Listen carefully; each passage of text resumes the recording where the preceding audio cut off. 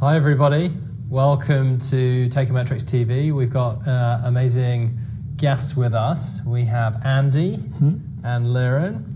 And where are you guys from? Where did you come in from today? I came in from New York City. And I'm from Hirschkorn, Pennsylvania. Brilliant. And actually in Manhattan?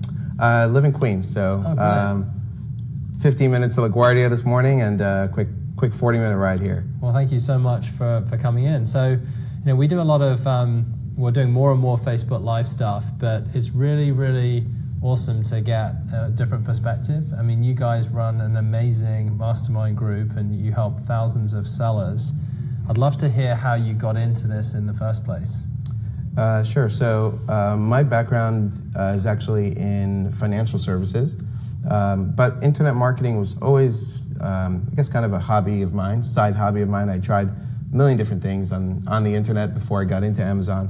And then one day I saw this e-commerce course on Facebook, and I took the course and built a Shopify site. Then I found out about Amazon. That was at the end of 2014. I started selling on Amazon. And initially I was kind of like buying stuff at like discount stores and selling it just to get a good feel of what Amazon was all about. And then realized that if I really wanted to scale and build something, I really needed to focus on building my own brand. And so that's what I've done since about the middle of 2015. So you, it's an amazing story. So you actually started with Facebook and Shopify first? Yes, I actually started with a Shopify site where I was actually selling balance bikes. Oh, really? So these are like bikes for kids that have no pedals. Oh, yeah. And they learn to balance. And so what I did was what the course taught you to do was to find wholesalers or manufacturers, which I did in the U.S. and basically set up a site. And when I got an order, they actually shipped to the product. Like drop shipping, yeah. Like drop shipping model, right, Yeah. to the customer. That went really well. That was Q4 of 2014. But the margins were not as good as you'd like because when you don't actually take and buy inventory, you're not getting as good as prices. But I did Facebook ads, I did Google ads to it, and it went well. And then learned about Amazon and focused on that model. And then I met Andy through Facebook. Andy had a private label course, and I got into it, and that's kind of how I met Andy originally. Brilliant. So you guys actually met through a mastermind group as well? Yes. Yeah. Yep, I mean, I think Andy's group. It's awesome. Just to this is just how this community works. I mean, it's just incredible that. I think it's just a sort of a wave of entrepreneurship. So to hear that you guys met each other. So Andy, what's your background? How did you get started in this? Yeah, so I kind of backed my way into it. I sold on eBay probably early 2000s and didn't like it. That was back in the day when you would have to go to the post office, and drop off whatever you were shipping, very labor intensive. So stopped doing that, had a full-time job in the human resource field, had a neighbor that lived behind me that started telling me that she was buying books at thrift stores for $5 and then selling them for $100. And so, she kept telling me that, and I actually thought she was trying to sell me on like a multi-level marketing scheme, because those margins were just outrageous. So for 2 years, she keeps telling me. So I finally, checked into it, and she was right. Like, oh my goodness, Amazon at the time, that was around 2011, was just exploding. And basically, whatever you sent in, you could get triple what you bought it for. Yeah. So I just started doing it part time, and the first year I did like 120,000, getting very part time hours. And so, at the end of that year, we were like, oh my goodness, this is for real. So that's when we went full time. That's amazing. Well, looks like we've got quite a number of people joining us now. So, I'd like to thank everyone for joining. If you guys want to contribute and ask us any questions, ask Liran and Andy. I mean, you've just heard, the backgrounds here are fantastic. I mean, really from the ground up. I think, Andy, your story reminds me of how I started. I was selling products from my dorm room, and your comment of like going to the post office. I remember using the flat rate UPS boxes, and this was in sort of 2001. I remember shipping stuff, and the world's changed tremendously. So, the folks listening in and watching us, feel free to ask these amazing guys and myself any questions, and we'll contribute. But I'm very curious as to know, the pivot or the change from Shopify and Facebook over to Amazon. I mean, what did you see This would be just really helpful for the audience, I think. You know, when you switched from Facebook over to Amazon, you know, how do the two things differ? What was the performance like? You know, the profitability, which everyone cares about the most. Yeah, so Amazon was just so much easier. You know, you know, when I started, I was reselling branded products, so I didn't need to do any sponsored ads or anything on Amazon. Literally, I had to, you know, send the boxes into Amazon of branded products, and they would just sell. So just so we understand, so branded, you mean you were buying them wholesale and then? Yeah, buying wholesale, or sometimes just buying, like going to the Nike clearance store and clearing it out. Wow. You know, and shipping products into Amazon. And so I didn't have to do any ads. I didn't have to know about generating traffic. The traffic was already there. I didn't have to, you know, pay a conversion optimization specialist like I did with my Shopify store to tell me what are all the trust factors and signals that I need to put on my website in order to get people to like getting reviews and having those guarantees and the FedEx symbol at the top of the site and UPS to get people to trust you to actually buy from you, right? And having an 800 number, because that adds a level of trust. You didn't need to know or figure out any of those things with Amazon. It was just so easy to make it work. And you know, now we're playing in a different game. Now we're playing in building our own brands, but it's still the same thing. You know, when I look at traffic that's going to, you know, a website versus Amazon, Amazon just has that trust factor, and the conversion rates are just so much higher that it's a much easier formula to figure out, in my opinion, than you know, than sending somebody to a place they've never seen, heard of. They don't know your brand, they don't know who you are. And so Amazon's just a much easier, in my opinion, it makes a lot of sense. And you mentioned sort of optimization specialists. I guess with Amazon, you are paying 15% plus FBA fees, but at least that's fixed. Whereas on Facebook, you're having to spend money to optimize. Correct. Yeah, correct. Yeah, and you know, you spend money on Amazon also in terms of launching a product and maybe giving away units and sponsored ads and headline ads and product display and testing and figuring it out. But at the end of the day, if you start with a really good foundation of a great listing, great images, and you have a quality product, then you have the initial ingredients for converting well off any of that paid traffic. Right. And so, Andy, over to you with sort of the eBay history. How was that sort of shifting from eBay to Amazon? You know, what are the big changes that you mean, because you've been in the industry so long? Right. So, I mean, eBay, you know, the thing with eBay is going to be a lot more difficult to scale up, you know. Because of shipping, mainly? Yeah, because of fulfillment. And so, you know, when Amazon came out with their Fulfillment by Amazon program 2007, that was really the game changer. And so it allows me to be able to sell millions of dollars of products, and it just gives me the ability to scale without having a very much infrastructure. Right. And so that to me was like the big thing that Amazon has done that's kind of changed the game for sellers. Okay, so you guys have got these amazing backgrounds, you've kind of seen the shifts and you've kind of lived the journey yourself, and now you're helping other entrepreneurs with talk to me about the group that you've built.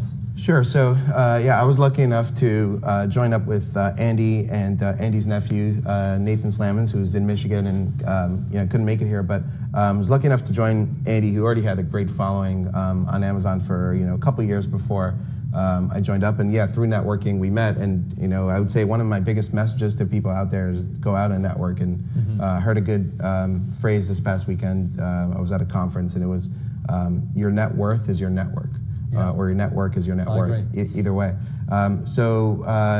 Andy, and since he's brought me on to partner up, we've been able to just share really good content with our audience in terms of the businesses that we're building ourselves. And I think being in the trenches and building our own private label business has allowed us to be able to share what we're doing, how we're growing our business. We're constantly learning. And so through the Amazing Freedom Group, we share with our audience what's working for us.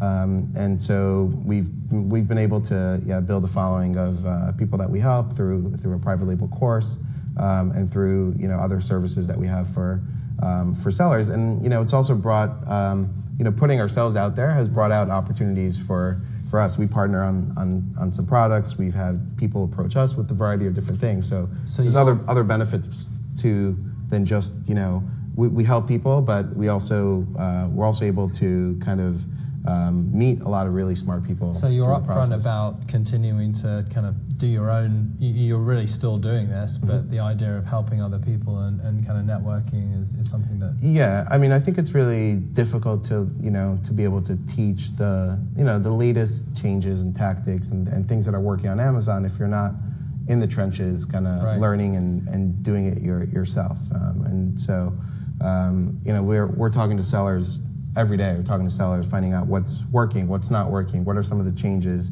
that are going on, and we're able to kind of share that with our audience. And I think, it's really fun. Like for me, it was the message of my neighbor that changed my life, really. Right. I was in a chosen career of 15 years. Had she not came and delivered that message to me over and over again, I would have probably still been on that same path, right? So you literally changed your life. Oh yeah, absolutely. Yeah, absolutely. And so I think like that's kind of like what we enjoy doing as well, is just kind of sharing the message over and over. And some people, they may not necessarily listen, but we've been able to as well create a lot of friendships and community, like you talked about, just by sharing the message of the incredible opportunity that we have to build amazing businesses right away. And freedom and that's in the name of your group. I'm totally on board, Andy. I came to the US, went to college, and all I've been doing is either selling stuff online or helping people sell online for the last, 16 years, which is, and I totally agree. And just to see people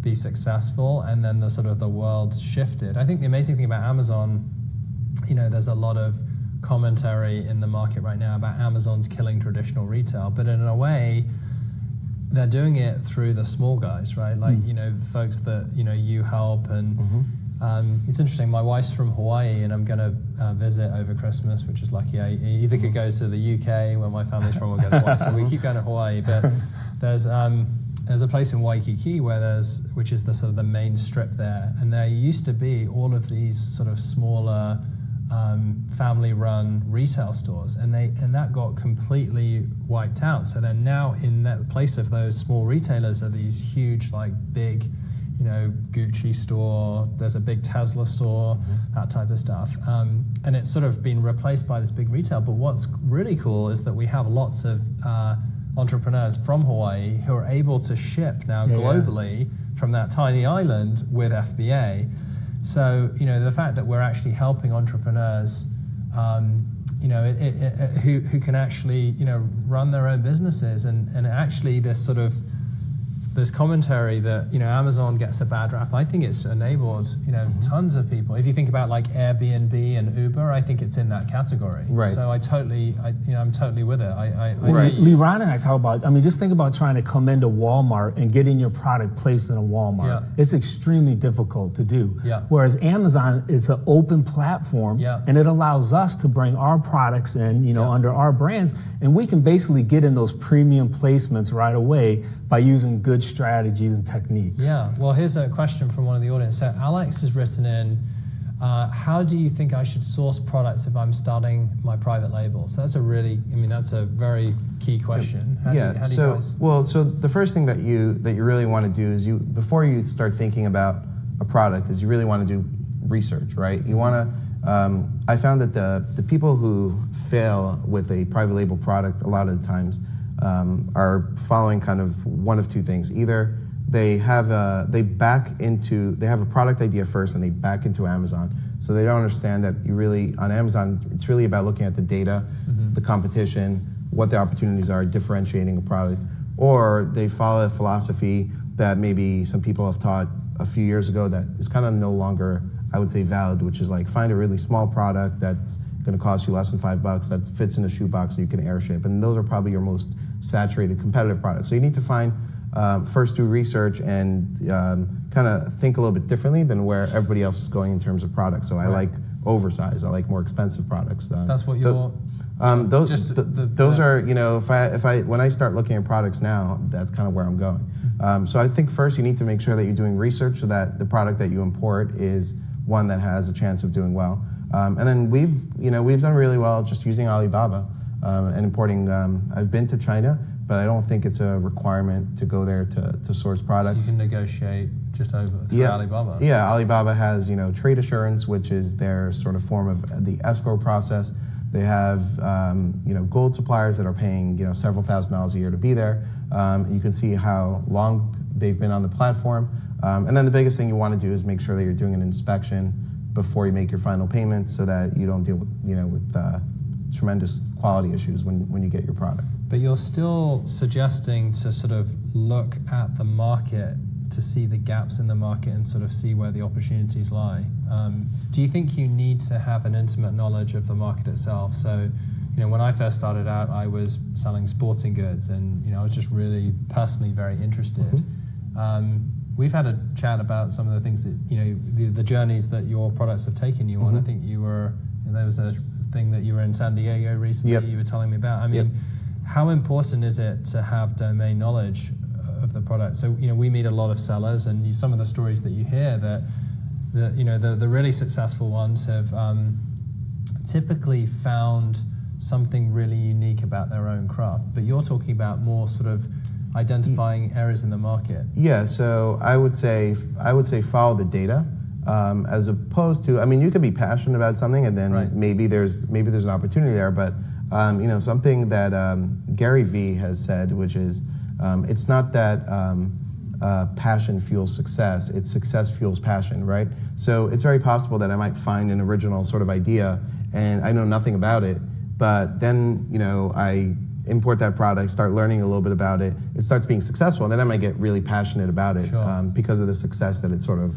bringing. So I think it's good to understand the product that you're selling and understand the customer and who's buying it. And one of the best things you can do on Amazon is look at all the competition and read all the reviews, read all the positive reviews, read all the negative reviews, make note cards, and find what people like and what people don't like about the product, and then go to the supplier with that information and say, this is how I want you to make this product. Kind of sounds like the stock market, what you're describing. I mean, just your background. Were you in the stock market before? Yeah. Like you were a trader, were you? Financial advisor, yes. Right. So you were sort of studying the markets and being very analytical about the whole approach. So you think of Amazon in a similar way? Yeah, I think of Amazon is all about data, because no matter how good I am at launching a product, let's say I say I'm going to import diapers, right?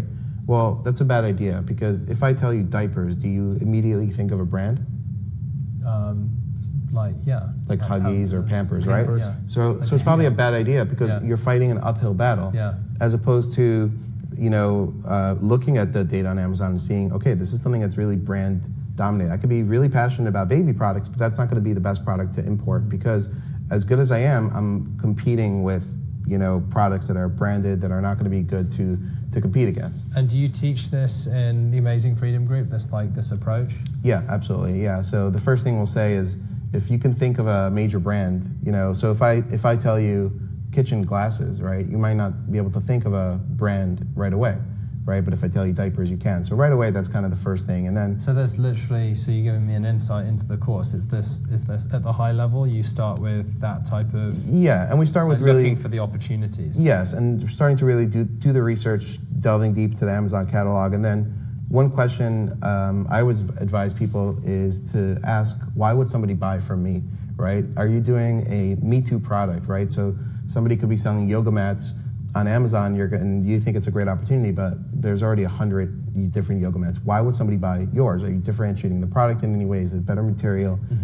What's your packaging like? You have to figure out, because one of the biggest things I find from sellers sometimes is that, hey, I found this great product, and it took by the time it was manufactured and I brought it over, it was 2-3 months later, and now there's 20 other sellers, right? But you didn't do anything to differentiate, and that's why you're sort of fighting this uphill battle now. Whereas if you would have taken some steps to differentiate the product, you would be better off. That makes a lot of sense. It looks like we've had some comments here. It looks like we've missed them, so apologies.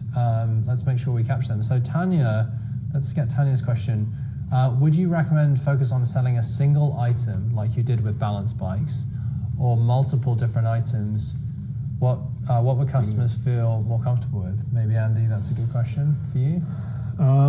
So let me read that again. Well, basically, I think Tanya's asking, should you be laser focused on one item or start to think about multiple items? I think that makes a lot of sense. I mean, especially when you're starting out, should you try and sort of put lots of different fishing nets out, or do an amazing job of one? Yeah, I mean, I think if you find a good one that you think has potential, start with that, and then out of that, you're going to find other products that branch out. You know, through possibly when you're doing your sponsored ad campaigns, you know, using those search term reports, a lot of times you'll find complementary products. Right. And so, you know, if you're just getting into it, I think what we would probably recommend is you want to start with one, you know, learn how to do it, and then, you know, possibly branch out from that. That makes sense. Do you think it's got more expensive? I mean, there's all these, to even launch a product, because you've now got sponsored products, you've got possibly headline search, you've got brand registry, you've got to get your trademarks done. Do you take your sellers through that type of, as part of your course? Because I mean, the playbook has changed, right? Like, yeah. You know, when you started, you said 2014. I mean, what's changed since? I mean, so I would say, you know, I mean, there are certain categories of products that in 2014 may have been really a great opportunity, and today might not be, right? So so the playbook has changed. I think there's certain things you want to spend your money on in the beginning. So as an example, a trademark. If you're just starting and this is your first product on a brand, I don't think you need to necessarily do that trademark right away. And it kind of depends on what's the brand name that you're choosing. One, are you committed to private label? Meaning, if this product fails, are you committed to going to the next one? If you are, maybe then spend the money on the trademark. Isn't there a requirement to get brand registry? So if you do want brand registry, you need a trademark, but it's not a requirement to get brand registry. So brand registry will give you some additional tools like enhanced brand content, headline search ads. It'll give you some additional things, but if it's, you know, if you're going to spend, $2,000 on inventory or $3,000 on inventory, and that's kind of where you're putting your money, then you don't necessarily need to spend $600 on a trademark right away.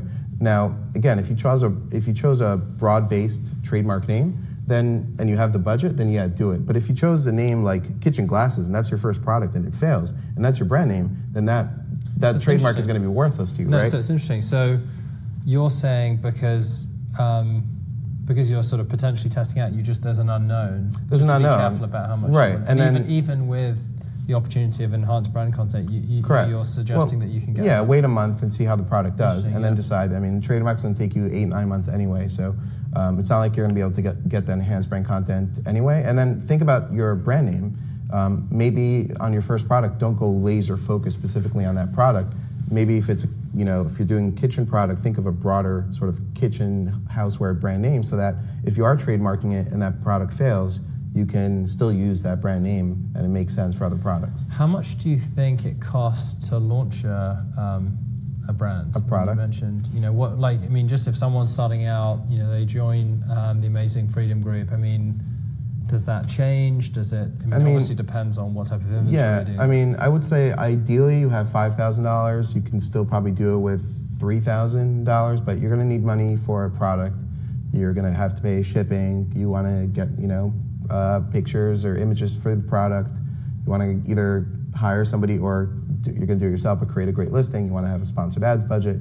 You want to launch products and do some giveaway. So you want to have those units available and do the listing right. And you've taken people similar to your background, Andy, that have had full-time jobs. They've come onto your program, seen this opportunity, and they've just jumped in and then left full-time jobs. I'm really interested. I mean, we see these stories all the time, but do you see that a lot? Yeah. EJ, who's in our course, was a I don't know, you can say world famous, but chef at Morimoto's restaurant in New York City. Really? I wouldn't say we're solely responsible for him going full-time on Amazon, but he's in our course, and he's he just didn't want to stand on his feet and do that job. So he was a chef at Morimoto's and then left and is now a full-time Amazon full-time seller. And some of his products he's in wholesale are food-based products that he knows the market really well. But he's gone into private label. In fact, he had a product over $200 retail that just sold out this fourth quarter. Wow. And he worked with you, helped him do that? Yep. He's been to our retreat and through our course. And obviously, he's a very, very smart guy. I don't take full credit for anybody's success. But we certainly have had, Andy's had somebody that went through his course, and after 18 months is doing like $400,000 That's amazing. A month. Look, we have a question here from Mike. Mike's asking, do you recommend any other tactics besides optimizing sponsored ads to generate keyword rankings? So specific around the keyword rankings. Yes. Yeah, so definitely there's other strategies you can put in place. One, you want to make sure first that you have a really good optimized listing with those keywords there, and you are using sponsored products, but there are ways that you can do launches where you give away units. I won't get too complicated, but look into a two-step URL as a way to rank the products by embedding keywords in the URL. I have to ask quickly what that is. Two-step URL. Yeah, I know that there used to be super URLs. Yeah, so it's sort of the updated version of the super URL. And Amazon compliant. That's a gray area. Good question. So the short answer is that I would say a lot of what we do is probably against Amazon terms of service, right? Because if you have a title and you have a cell phone case and you say some kind of benefit of the case, like really super strong in the title, that's against terms of service, right? Because it should only be the exact product. So there's a lot of gray areas, I would say, but Amazon has never taken action. I don't know anybody that's got suspended or anything gets it. Yeah. So I would say it's a very low risk kind of Well, I think Amazon, strategy. It's a customer centric company, right? Like at the end of the day, Amazon's trying to provide the best product experience for its its customers. So when, in that scenario with the case, putting some information, I think what they're very against is just, spammed listings, Andy, Right. you were on eBay, just the noise and the quality of listings, and from a customer experience, you search for something on eBay and you get 10,000 cloned listings or whatever it might be. So I hear you though. I think it's that black hat, white hat, grey hat strategies, but that's really, really valuable. Marty is asking, has your product launch budget changed since your success? Are you spending 5K like you're recommending, or are you being more aggressive? So I'm being more aggressive, but that's because at this point I'm building out my existing brand, so I kind of know already within my brands what's working and what's the next product that's probably going to work. So these are add-ons to the existing umbrella brand? Yeah, I have a couple of brands I'm primarily building those out, so I already kind of know what works. Like Andy said, there's a lot of data that you can get from your search term report. So I'll give you an example.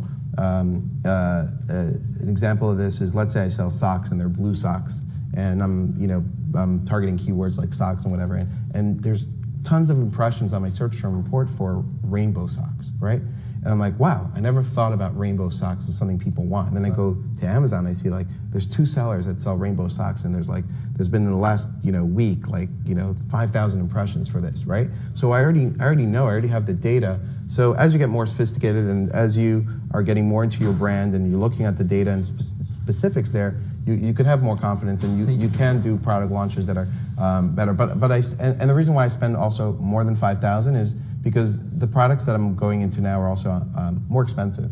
So it might be 10,000. And that ties into Mike's earlier question about tactics, right? Like you're basically using the search term data coming back from sponsored products to do some analysis of demand. I mean, this is what people are searching. I love it. And I mean, we do a lot of stuff in our software around that, with machine learning, and we can automate that.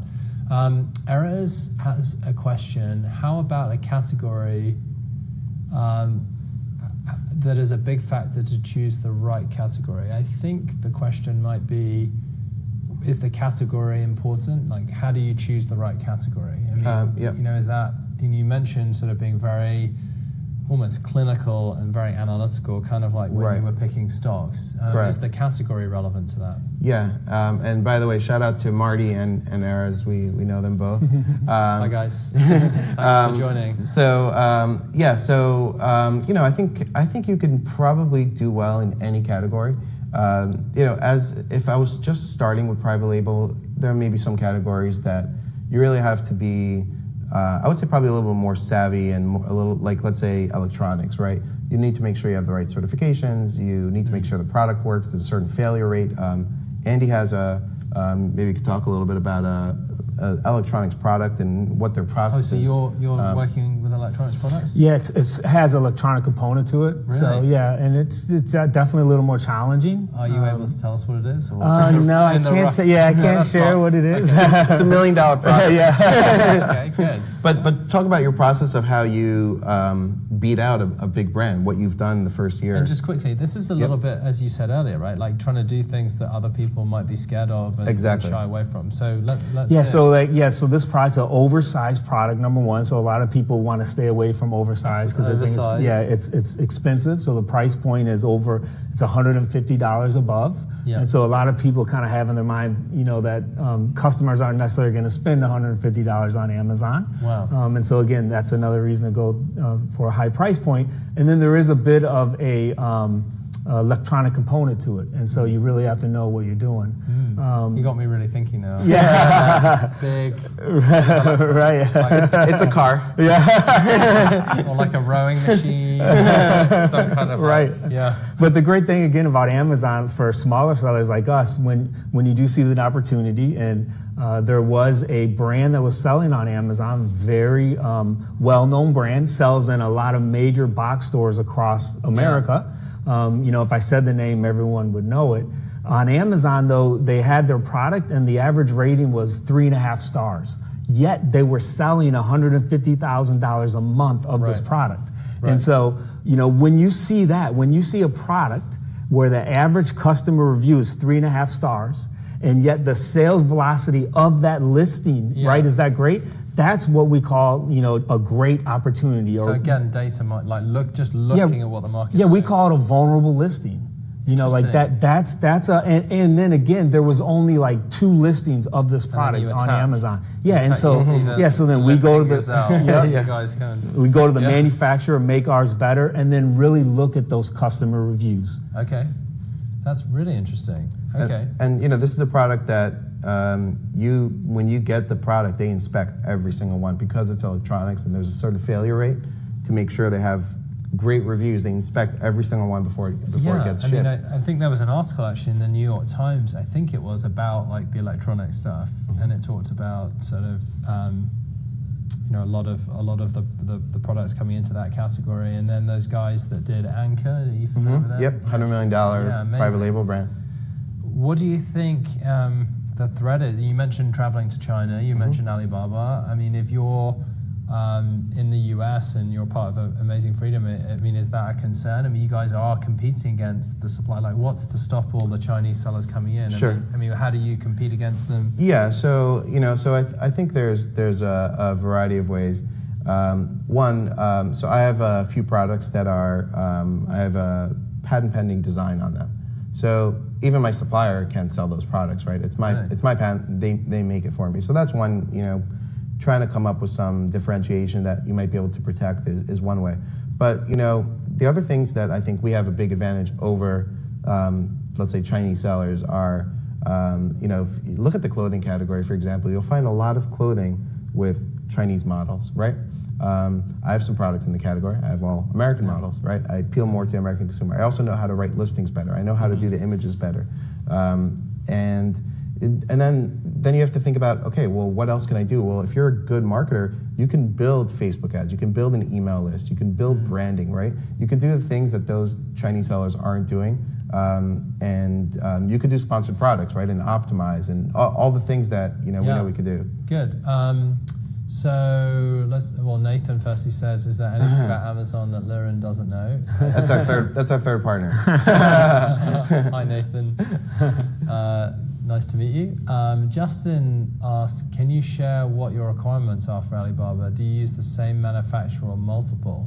So I liked how you went into this. You talked about the programs, the gold, and what was the other one? So there's a few things in Alibaba. There's gold supplier, there's trade assurance, and there's also on-site assessment, which is actually somebody that Alibaba sends out to actually make sure there's actually a business there.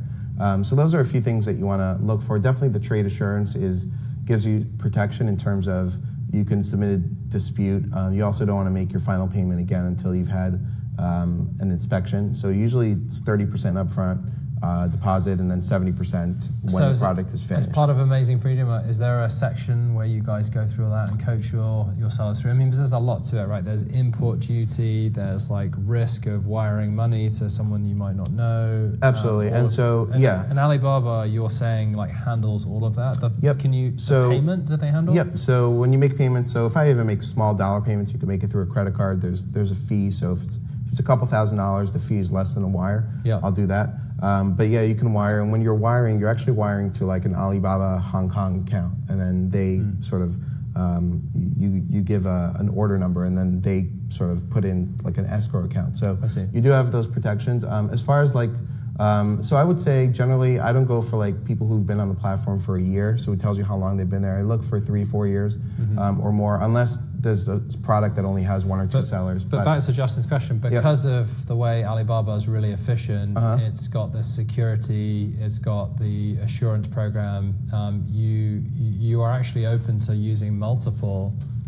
Yeah. So if you're going to be in different categories of products, you're not going to use the same manufacturer, right? So generally, a manufacturer who makes cell phone cases is not going to make, other types of products. Not going to make shoes, right? They're going to make that one category or accessories of that product. I like this question from Marty. So you touched on it a little bit. You said Facebook ads and Amazon at the same time. And Marty's asking, are you also building your brand outside of Amazon? Yeah. So that's kind of an ongoing effort for me, and definitely one of my goals to focus more on for 2018. So I do utilize Facebook ads to launch products. Sorry to stop you there, but I think it's really valuable to understand that. So you're saying Facebook ads, investing money in Facebook ads to drive to the Amazon products? Yes. So, and there's times where I would say I would recommend it, and there's times where I would say I wouldn't recommend it. Sometimes it's better to first send that Facebook traffic to a landing page to collect an email in exchange for a coupon or something. So you get to build a list, right? You're saying, click here to save 25% or 60% or whatever it is, and to build an email list. You talked earlier about your sort of the Facebook challenges around optimization to try and understand, can you kind of beat the 15%? I mean, how expensive is Facebook to get either the emails or conversions? I mean, because if you're driving traffic from Facebook, you've got to pay for the cost of acquisition for Facebook and the 15% from Amazon. Is it still worth it? Yeah, so it depends on, you have to ask yourself, what is my outcome generally? So the way I've generally up until now used Facebook is not necessarily to be profitable on Amazon, it's to get an initial launch and ranking on Amazon. So my initial outcome is to use this URL structure. I use Facebook offer ads. Through Facebook offer ads, you can actually upload Amazon single-use coupon codes that Facebook will distribute for you, a unique single-use coupon code to a customer. So you have to ask yourself, what's the outcome? I think it's difficult to send Facebook traffic to Amazon at a full price.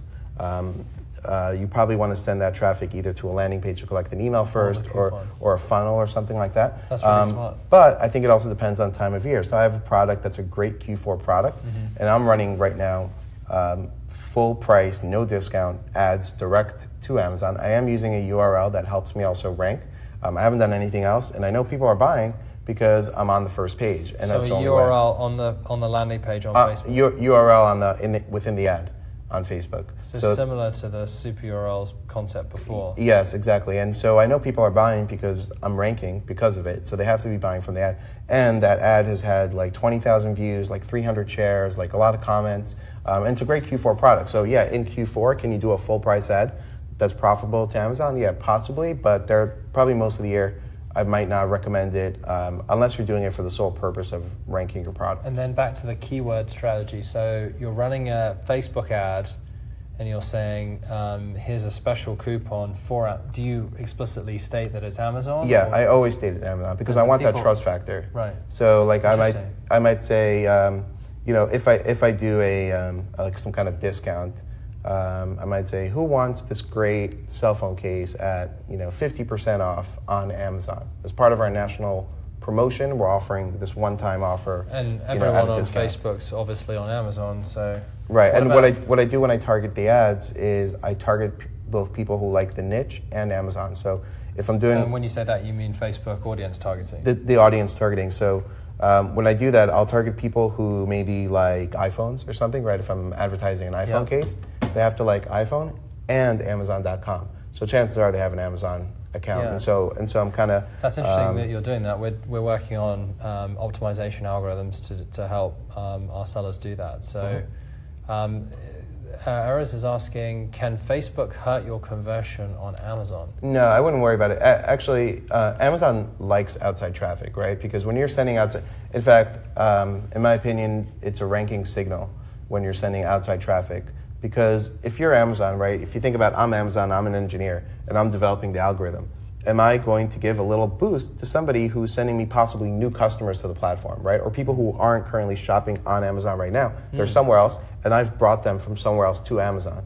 Am I going to give that product a boost when there's a sale generated, when there's traffic generated? So I would say if anything, it would help you, possibly even if they don't convert. That's super interesting. So, yeah, very tactical. I mean, I'm really interested, because that's come full circle for you, because if you started with Facebook Shopify and now you're actually using, Facebook to improve. How about Instagram? Do you use that, or? I've done a little bit of like Instagram, but and I've worked a little bit with influencers on Instagram, but hasn't been like a major strategy. At least not yet. That's interesting. And then going back to the Shopify and sort of full circle in this conversation, we've been actually, thank you so much everybody for watching. We have some great comments. I'm sort of coming back full circle to close this out. What do you think the future looks like? I mean, do you think you're going to be back on Shopify Facebook? Do you think it's Andy back to eBay for you? Could it be Jet, Walmart? I mean, you've kind of grown into Amazon at a time, and you've captured all of this demand. You're helping thousands of entrepreneurs. What do you think is going to happen in 2018? I mean, for me, I'm still bullish on Amazon. So right now, I think it's 290,000 searches, product searches happen on Amazon every minute. Wow. 290,000. And I fully believe within probably 3 to 4 years, that will be 1 million product searches every minute on Amazon. Wow, yeah. And so the customer base, I think, is going to just continue to grow. So. Well, just to add to that, we look at this data too, and it's interesting. The US e-commerce as a percentage of retail still only around 10%. Yeah. Can you believe that? Right. And in India, we were just there working with a lot of our largest sellers out there, and who are, they're growing like wildfire. It's only 2.7% with 1 billion people. So, that's obviously another market. But so yeah, you really like Amazon. What about eBay? So would you spend any time off of Amazon at all? You talked about I do sell on eBay right now. Okay. So my product that I'll sell over 1.4 million on Amazon this year. Yeah. On eBay, the same product, same listings, same optimization, I'll sell about 6,000. So $6,000. $6,000. Well, the thanks for sharing eyeballs, that. the eyeballs are just on Amazon. Wow. And how about you, Liran? What's your thoughts on? So one of my goals is to continue to build out my brands on Amazon, but at the same time also build up my own audience, email list. Even if that means I continue to drive those people to Amazon because people trust and like Amazon. But I think it's just an asset, and if you want to have an exit strategy at some point or sell a brand, then it's going to be more valuable if you, besides just having Amazon as a channel, you have some other assets in the business, whether it's some intellectual property or an email list. So when you're saying that, do you have anything in the Amazing Freedom group around selling an Amazon business? I know that it's really interesting to see how this has evolved. I sold my business back in 2008, a long time ago, and that had brick and mortar as well, so very different. But today there is actually liquidity in Amazon business. It sounds like you've thought about that. Do you help your sellers, or do you know of sellers who've sold an Amazon business? So I know of some sellers who've sold, and we have access to resources of brokers or people who I wouldn't say it's our expertise to put buyers and sellers together, but we know some resources. People. In fact, right now there is if you guys look this up on websiteclosers.com, there is I know those guys. Okay, so there's a business that was put up I think this week. Supplement brand that's generating $14 million a year in revenue, up for sale for $73 million. So If you guys have Bitcoin, you might want to cash out your Bitcoin. Go buy that brand. I feel like we've missed that. We've been so focused on selling or helping sellers that it's amazing. But I mean, that's really cool. The fact that you've actually got to a point now where people have changed their lives, changed their careers. You guys are completely devoted to helping them, and you can even sell your own Amazon business. I mean, and legitimately get credit for that. And that's why I would say we are very. We're bullish on Amazon. We're also bullish on the building your own brand model, as opposed to the wholesale model, for example. Because and that's what you used to do, but you've and the reason is because if I have some exclusive relationships with wholesale with brands, and maybe there's some value there that I can sell, but that's really it, right? Versus my own brand, I own the listings, I control everything, I control the manufacturing, the supply chain. That's something you can sell, right? And you have a much better chance to have a really great exit strategy. Well, the two of you guys, I mean, you're helping thousands of people, but you're also at the absolute forefront. You've mentioned patents, and you've got electronics goods, and I think just you're pushing the boundaries. So you're really leading the way.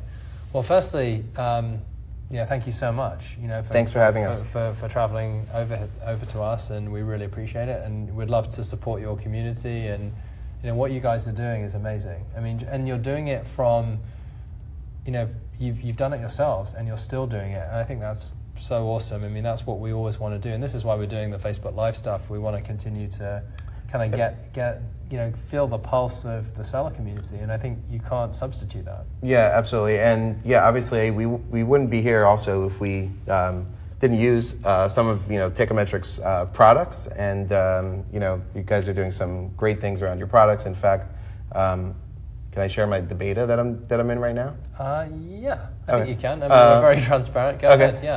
So I'm in a beta program right now with TeikaMetrix on a pricing tool, algorithmic changes. So I don't compete for the buy box, right? I own the buy box because I'm on my own listings, but how do you decide what price you're going to price something? So I've been using another software that's out there, but TeikaMetrix came to me and said, hey, do you want to try ours? And one of the unique things that TeikaMetrix is doing is that they're connected to my seller account to look at my conversion sessions traffic. And so when I'm giving them a range of pricing, but they're not just basing the price on velocity, they're also looking at conversions and traffic. And so I'm really excited to start this product with you guys. Thanks. Well, with that, I mean, you've got me going now. So there's, that is a beautiful math problem. You think about like Uber surge pricing, and you think about the sort of the machine learning that goes into predicting and helping someone price. That's a pretty difficult problem. So we've been, really looking at the future there. We've made some really big investments in data science and machine learning, and we want to give that to as many people as possible. So thanks. Yeah, you're starting out. You're seeing a really early look at it, but I think that's the future. The idea that it's almost like a self-driving car. Like if you can spend your time negotiating with manufacturers, doing patents, coming up with the great ideas, and we can give you the technology, that would be a great partnership. So guys, check out the Amazing Freedom Group. It looks like your partner Nathan's posted there, so thanks a lot, Nathan, for doing that. And see more of Andy and Liran there, and thank you so much. Thank you. Thanks for having us. Yeah. Thank you. Yeah, you're welcome.